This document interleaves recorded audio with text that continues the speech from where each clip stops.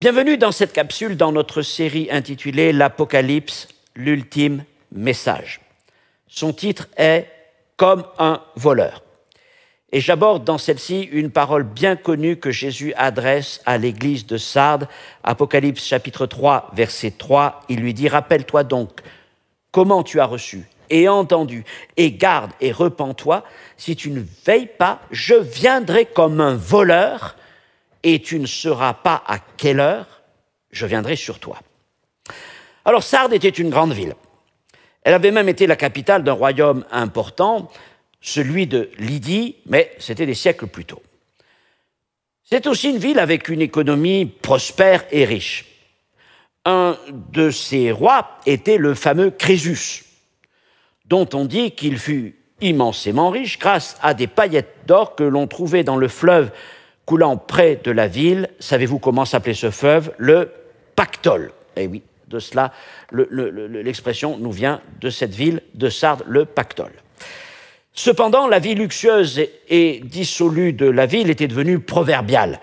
Et dans la littérature de l'époque, vivre à la Sarde était synonyme de mener une vie de débauche. Et la richesse et la vie facile qui était engendrée dans cette ville et qui se développait dans cette ville était un piège auquel les habitants de la cité, malheureusement aussi plusieurs chrétiens, avaient succombé. Comme Jésus le dit, ils n'avaient pas tous veillé sur leurs vêtements.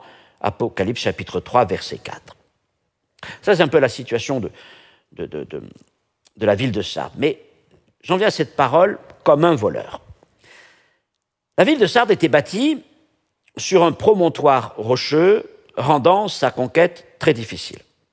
Sauf qu'à 3 reprises, sous Cyrus le Perse, 600 ans avant Jésus, puis 100 ans plus tard, par les Grecs d'Athènes, et enfin, au IIe siècle, au temps du roi Antiochus III, la ville de Sardes fut prise de la même manière.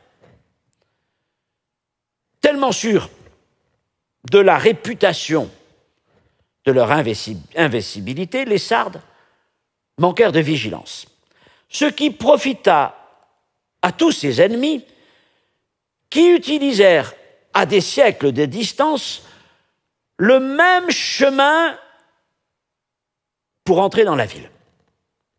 Et ce chemin se trouvait derrière la colline de leur temple, et il menait à la ville par une pente escarpée jusqu'à une petite porte non gardée.